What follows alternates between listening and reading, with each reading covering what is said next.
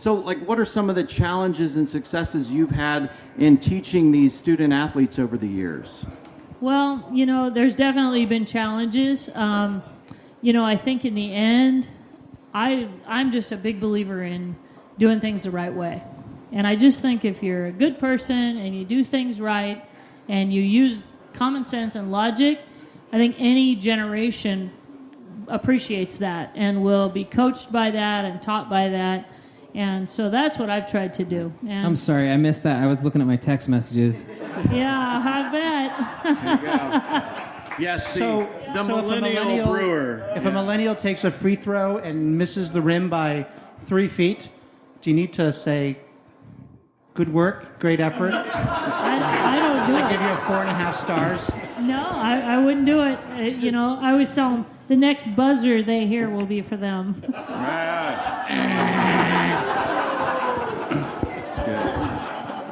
Well, the U.S. women's national soccer team, we talked about that earlier in our show, won the World Cup. And I know that's not your sport, but it has brought many things about inequality and discrimination between men's and women's sports to the forefront of conversation once again. And team co-captain Megan Rapinoe stated, it's time to move that conversation forward to the next step.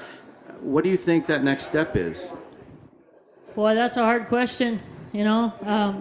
I hate to admit, but I'm not a soccer person. Right, okay.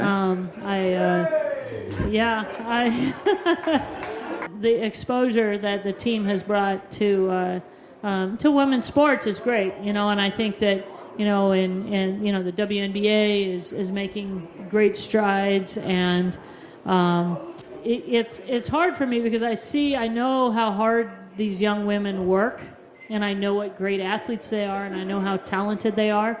And so I think, just even with my own team, I'm like, why don't more people come to our games? Because these kids are awesome, and they work, and they play, and they do great things. And so I love what the soccer team is bringing in terms of awareness. Like, yeah, right. We can play too, Right. I mean, that's the bottom line. And I played college basketball, and back then, we thought the same thing. Hey, we can play too, and so I'm glad that they're bringing that to the forefront.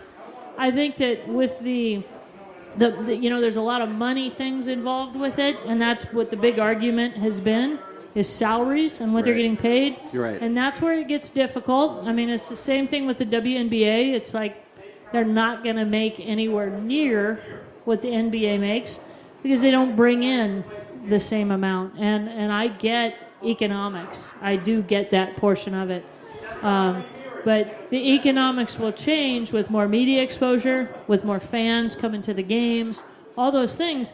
That's how the economics change. I don't think you can expect the business people who are trying to make money to change it. I think we as people need to change the economics of it. Here. Excellent.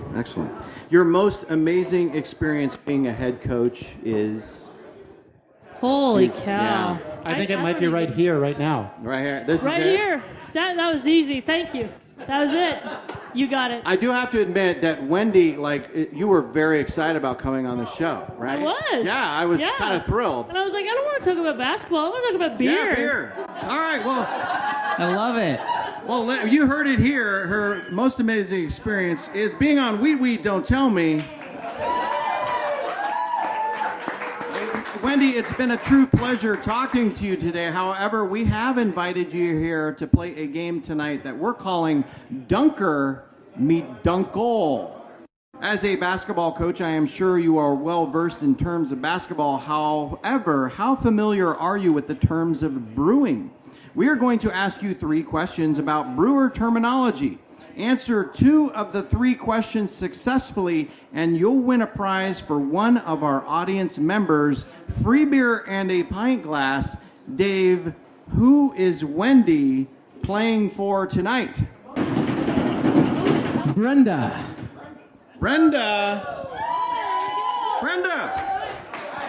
And Brenda, I talked to you earlier. It's your birthday. Happy birthday. Just so you all know, that wasn't staged. I actually pulled it. Happy birthday, Brenda. And your husband was even on the show. Actually, I think that's a point of the panel has to debate whether or not husband-wife team can actually win 2 prizes in the same Is that night. right? Okay, all right. When it's your birthday, you can do anything. Brenda. Fill her mug. All right, I'm overruled. Hey, Well, happy 32nd birthday, Brenda. So, Wendy, question number 1. Brewers like to know the gravity of their beer for a number of reasons. Gravity is a rough measure of the amount of alcohol that may end up in the finished beer. Which of the following is a common method a brewer may use to determine the gravity of a beer? A, by use of a hydrometer. The hydrometer is a floating tube, usually of glass, with weights at the bottom and a thin glass tube at the top with a scale inside. The higher it floats in the beer, the higher the number that appears at the liquid line, which is how the instrument is read. Or B, by use of a scubometer. During the boil of the wort, the brewer must descend into the large brew kettle while wearing a heat-resistant suit called a scubometer. This suit protects the brewer from the scalding heat while they collect alcohol samples from the bottom of the kettle. This act is only performed by assistant brewers. C, by use of breathalyzer. Although drinking beer is cherished by most brewers, drinking beer to find its gravity is no easy task. Based upon their weight, brewers drink an appropriate amount of the finished beer, usually between 4 to 8 pints, in a given time period. They then use a breathalyzer to determine the gravity of the product. Is the answer A, by use of a hydrometer, B, by use of a scubometer, or C, by use of a breathalyzer? Take your time. You can use your Can I help panel. a little bit? Yes, you bet, Tim. So I just want you to know that if you have in our brewery, the scubometer works fine. If you have a bigger brew system, you also need a snorkelometer. Yeah, it is. Dave actually looks good in the scubometer. Right. I usually drink 12 before I know Yes. how it's going to really feel. Right. Well, your tolerance level is insane. Were you the scubometer in a past life? Was I? Yeah. I've never been an assistant brewer. Oh. Yeah, I have not. That's not All right. been my job. So. I'm gonna have to go with A. You're going with A. The answer is a hydrometer. That is correct. Although drinking large quantities of beer and sending your assistant brewer into a boiling kettle of wort may be fun, it is better to use the long-trusted hydrometer to do the work. Simple to use, a rough estimate is that the beer measures 1.050 on the hydrometer. It will return a alcohol percentage of around 5%. Question number 2. At some point, you may have learned of IBU or International Bitterness Units, and I think you're an IPA kind of gal, right? I am. You are. That's the measure of the bitter alpha acids from hops. Beers tend to range from about 5 IBU to 100. However, did you know that hop bitterness is absolutely critical to balance malt sweetness? Which of the following is a way of measuring beer balance as it applies to malt and hops? Is it A, the S to RM ratio, also known as the Stanley Reference Method ratio? Sigurd Stanley was born in Baden-Baden, Germany in 1735. He found that by chewing dried malt with fresh hops, he could create a balance of hop bitterness to malt sweetness based upon the varieties of each. He referenced each finding in a chart he named after himself. Is it B, the BU to GU ratio, also known as the bitterness unit to gravity unit ratio? The BU is taken from the IBU scale. The GU is taken from the wort's original gravity scale with the 1.0 removed. By playing these numbers off each other, a brewer is able to balance both bitter and sweet. Or is it C, the HH to BW ratio, also known as the hipster hophead to barley wino ratio? Using this method, a brewer uses his or her Untapped account to view check-ins from various visitors and notes the fully biased ratings that both hipster hopheads and barley winos give to each of their beers. The brewer then tries to balance the beers they offer to increase their Untapped rating, but it will find out in the end that it is a losing battle. So is the answer A, the S to RM ratio, B, the BU to GU ratio, or C, the HH to BW ratio? Can we give it some hints? Yeah, sure. Bring it in there. I know she may be able to get it anyway, but I want you to know that everything Dave and I have chewed all of the malt and hops that you are drinking right now. It's a sticky job, but somebody's got to do it, right? Your question was more long-winded than my post-game talks. Yeah, hey, that's how I roll. Shots fired. You should hear about this from my wife. You can speak to my lengthy talking about beer. I'll bet. Long-winded and quick in action. B sounds pretty B good. sounds good. The BU to Jew ratio is correct. Bitterness from hops cuts sweetness and adds a refreshing quality. One way of measuring beer balance, at least, it applies to the sweet malt versus hop bitterness. It's the BU to GU ratio. That's often why you can drink a higher alcoholic IPA, but it balances itself really well with the hops, even though it's a higher IBU rating. You want me to talk about that IPA that I had in Laguna Beach did you have last week? Why don't you talk about Yeah. that IPA at Laguna? No, I went to Laguna Beach Brewing Company last week, and I did a flight, and in the flight, I'm drinking them, and there's an IPA and then a double IPA, and so then the guy comes over, and I said, so this one's got to be the double, right? And because it was really hoppy, and he said, oh, actually no. He said, this one over here, the regular IPA, and he explained the whole process to me, and that double IPA was so smooth, and it was excellent. Probably had that balance, right? It had a great balance. It was really good. Question number 3, Wendy. A bunghole is an important aperture in the brewing industry. Any brewer will tell you that without the bunghole, beer would not exist to the level it does today. So this begs the question, what on earth exactly is a bunghole? A, is a bunghole the nickname for the bathroom in a brewery, which started out as a simple outhouse hole? As we all know, beer contains vitamin P.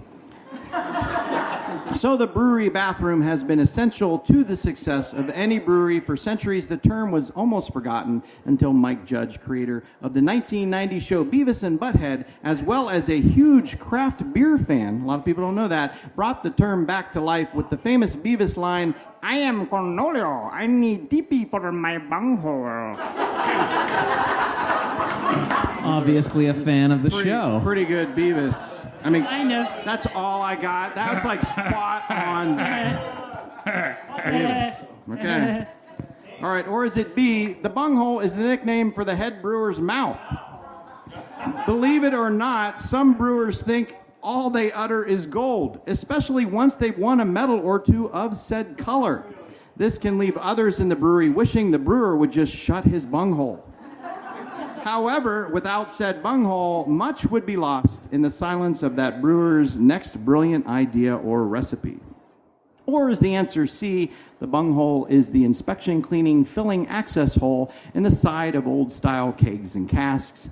It is the hole in a cask through which beer flows. Once the keg is filled, a bung is used to seal the hole by use of a bung hammer. So, tricky question, is the answer A, the brewery bathroom, B, the head brewer's mouth, or C, the access hole in a keg? I'm gonna risk. Can I give a hint again? Yeah, hints. Go ahead. You gonna open your bunghole? Well, I'm gonna have to say it's C. You're going to have to say it's C, the access hole in a keg. Right. Well, actually, that is the correct answer. However, we were accepting both A and B as correct as well. I figured you would. Yes. I figured you might. Yes.